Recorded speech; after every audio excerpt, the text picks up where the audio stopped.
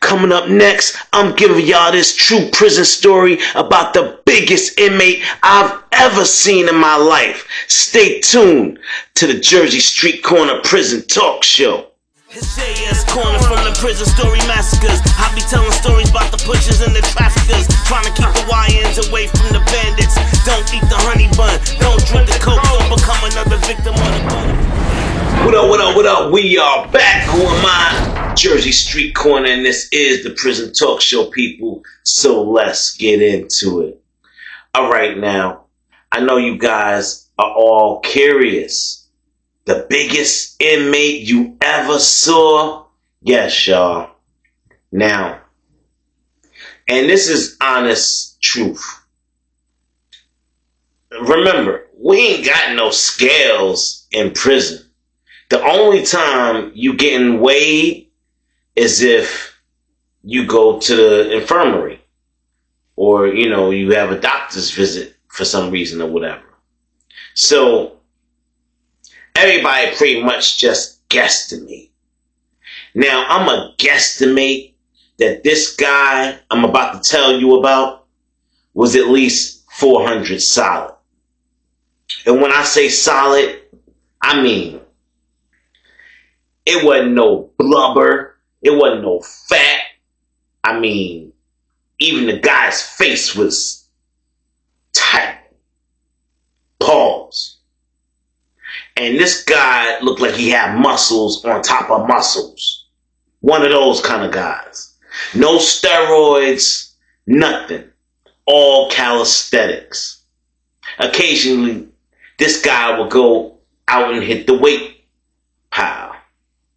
And it was almost disgraceful, y'all. He just sitting there tossing them up. Boom, boom, boom, boom. I mean, he doing sets just because he could.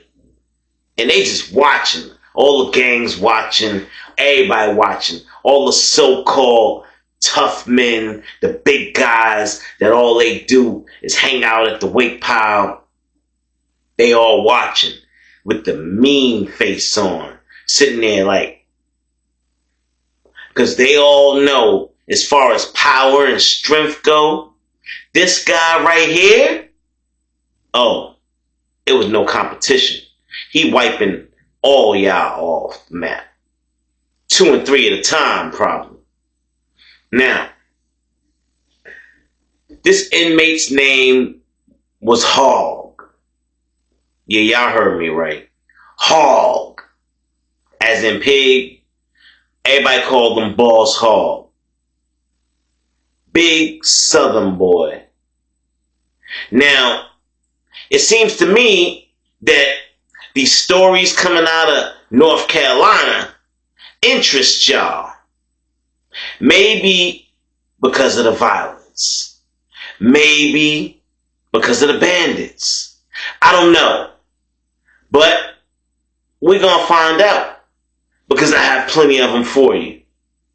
Now, don't get me wrong, y'all. This guy I'm talking about was not a bandit. By no means. Nah.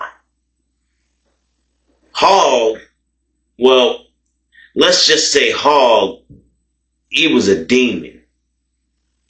And we'll get into his charges a little later on in the video. But Hog, he had a lot of tattoos. His tattoos was exquisite. I mean, the artwork, the shading, the gray work. He had nothing but skulls and smoke. Reapers. All types of demonic, scary looking tattoos. But, like I said, the ink was phenomenal. Shout out to whoever did Hog's work. You know your way around a pen, my boy. Anyway, back to the story. Now, Hog was never on no aggressive shit. He ain't have to. He was that big. Literally, if he wanted you to move, he simply got in your way and looked at you. and waited for you to move. And most people never saw what happened if you didn't move quick enough. He'll give you that look. It's like that Ghost Rider stare of penitence. Give you that. And you got somewhere between 1 to 1.5 seconds to scoot your ass on over to the side and let that man proceed. Because if not, you're going to come the doorway. He going to beat you down and keep it moving. Now, a lot of people, was afraid of him, as they should have been. And keeping everything a stack, I ain't want no smoke with this man myself, personally. Ain't no way in hell a little bitty old shank gonna do anything. That's like a mosquito on a bear. Think about that. You got a poker like this, and you go to poking a bear. What they gonna do to you? You gonna just piss them off. So, this man, Hog, he went through the prison and pretty much did what he wanted, when he wanted, how he wanted. It was COs scared shitless of him. If he asked them to pop they lock, he'd get it popped open. He'd say, "Don't lock my cell during count." They ain't want no smoke. It was a lot of rules being broke because this guy commanded it. Now, not only would he take stuff if he wanted it, but he had cell phone, he had, contraband coming into prison, special food, weapons, etc., etc. This guy, well, let's just say somebody provoked him. Somebody provoked Boss Hog. And it didn't turn out too well for him. Now, this next guy that I'm going to tell you guys about, he's a customer. One of Hog's customers. And when I say customers, I mean Hog rents out his cell phone. Does it all the time as a routine practice. Everybody in the prison that has one does it. Why not? It's a few extra $100 in your commissary pot every week. Now, he would regularly rent it out. And this last guy that he rented out, his name was Kevin. Kevin's a good customer. Now, Kevin rented this phone time and time again.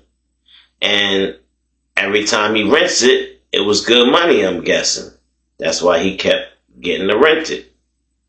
And I guess, the money was stacking up. It was good for Hog. So he ran with it. Now, Kevin, he was a weird guy. Skinny little white kid that probably should have been paying for protection. Because he was always getting robbed. He wasn't really getting beat up. Because he was so scared, he would give it up way before it got to that. Different crews would run down on him. It was almost like they drew straws to see, who gonna get him this week? Oh man, you got him last week. Bet. Maybe next week. And yeah, I think that's how it went down because it was at least 3 to 4 different crews preying on this guy. Now, once he was done with the phone, he handed it back over on time, as usual. Now, the next guy that would get the phone off of Hog, his name was Omar. Now, Omar, he get the phone simply to call home to his mom's and talk to his brothers and his little sister. He ain't got no girlfriend out there in the streets. He ain't into, making no moves and nothing happened. He ain't trying to be a kingpin from behind bars. He simply just want to keep in touch in private.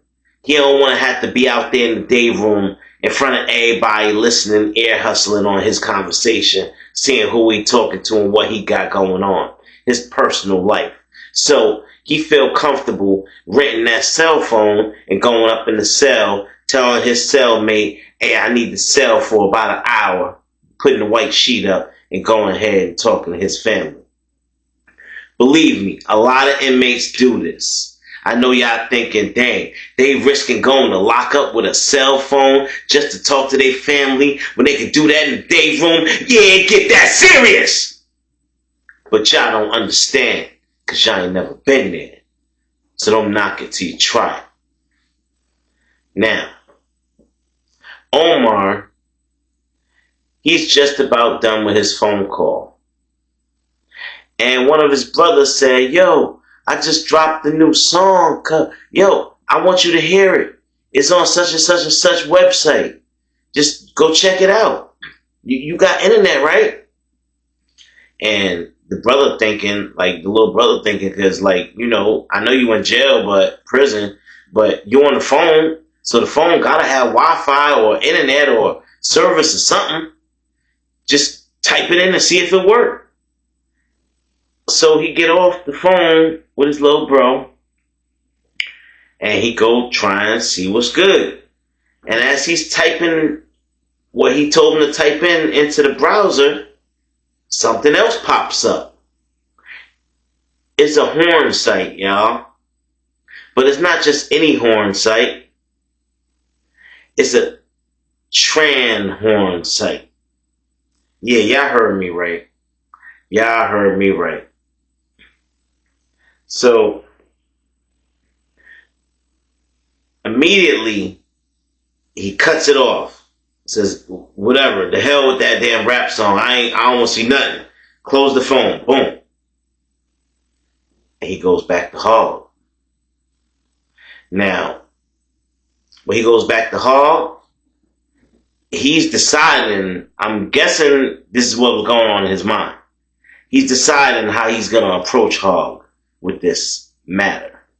Because, like I told y'all, he's never tried to use the internet before. This was his first time even attempting trying to use the internet on that phone. And when he did, he ran into something that he definitely did not want any parts of. So now he's bringing it up to the owner of the phone, Hog, and saying,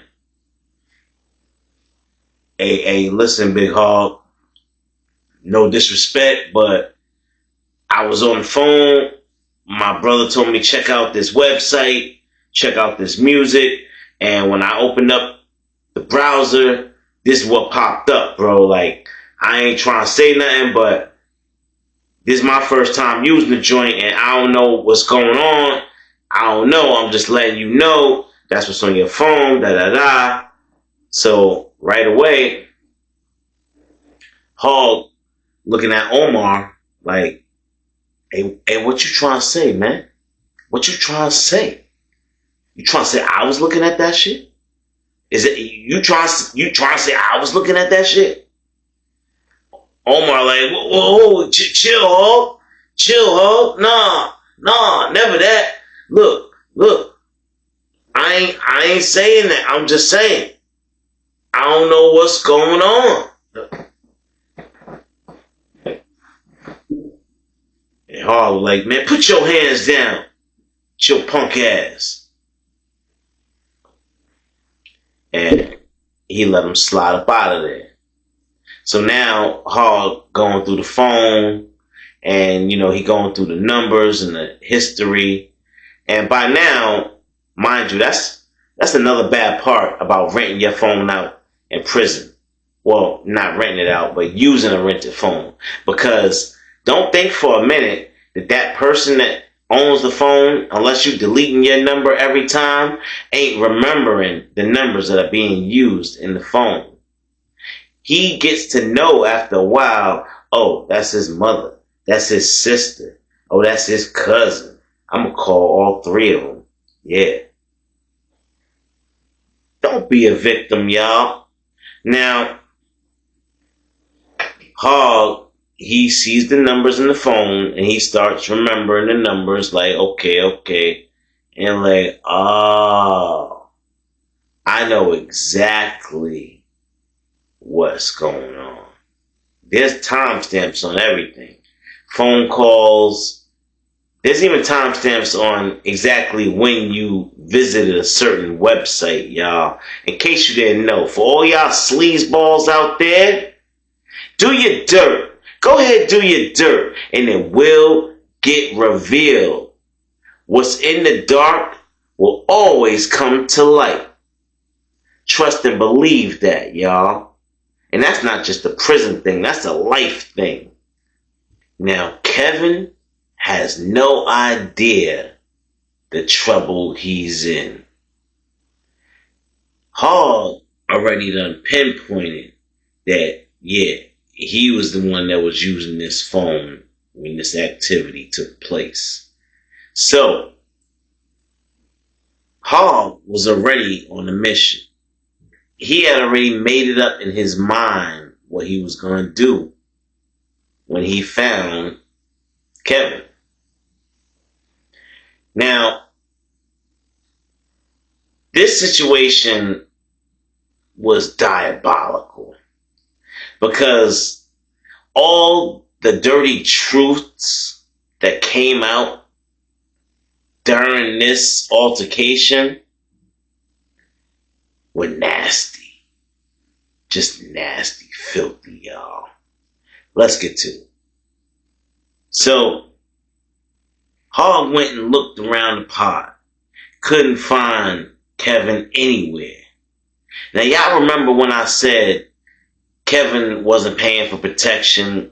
He would always get robbed, but he wasn't getting beat up.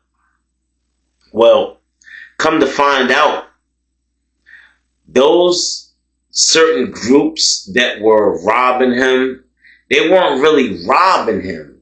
They were more like extorting him / he was paying them off. Because at least one person from each one of those groups had seen Kevin doing some, let's say, suspect activity. Now, it's known in prison to have prison parties. I told y'all before, you got the hooch, then you got the ballers, they got the real sleepyhead, that gin and juice. Hennessy, if you balling like that, you got a CO on deck. Whatever the case is, we had prison parties. And it's customary at these prison parties that, well, I'm going to say customary to some people who like to take advantage of other people, that you make sure certain people get drunk. Now, I know y'all like, dang, that's a cold game. It is a cold game, especially when what comes next is even colder. Now, you get one of these new young inmates drunk, right? And then, let alone the fact it's probably their first time in prison, or even if it's not their first time, they just scared. And then these guys are approaching you and they scaring the daylights out of you. And they telling you they're going to unalive you if you don't do every single thing that they say. Well, a lot of these inmates fell victim to that. Instead of putting their own life on the line and fighting back immediately, whether it be fist or blades, nah. They ain't wake up and choose violence. They woke up and chose submission. And it's exactly what it sounds like. Submit. So if you was one of those guys in prison that submitted, that didn't have no fight in you, that just said, oh man, I ain't dying up in here. Don't unalive me. Go ahead, take it. Well, you sold your soul to the devil. Because, in other words, I'd rather die and go to a righteous place before I let something like that happen. Defile my body. But y'all don't hear me though. Now here we go. This is what y'all been waiting for. Hog, he found Kevin. And the reason why I said Kevin wasn't getting beat down, he was just getting robbed or rather extorted, was because Kevin was a straight up punk, undercover. So the extortion out in public just made it look like Kevin was, getting shook down, ran down on. But it was covering up something way, way more diabolical. It was covering up the fact that Kevin was in the shower getting pumped out by a bandit. Yeah. Kevin was prostituting himself, y'all, in prison. He was in the shower. Hog walked in. As they're in the middle of their business, as the story was told to me, Hog immediately interrupted them. He kicked them right in the hip. Boom! And right there, both of them fell on the floor. Nasty prison shower floor. And supposedly, Hog just started to stomping Kevin's face in that prison shower floor. Started kicking him in his stomach. Because by now, the rumors had already spread through the pod. Omar had already went back and told everybody in the pod what he saw on that phone that he gave back to Hog. And Omar forgot to leave out that he didn't think it was Hog that was looking at that stuff. He didn't put that part in there, y'all. So the rumor that flew around the pod was that Boss Hog was looking at Tranhorn. And well, y'all, I'ma just cut to the chase and tell y'all, things did not end up well for Omar either. Omar might have just been renting a phone. He might have just been renting the phone, but for not minding his damn business, Omar got his ass beat too. And I mean nose broke, tooth missing, 2 black eyes, swollen cheeks. He lucky. He's very, very damn lucky that Boss Hog ain't take his life.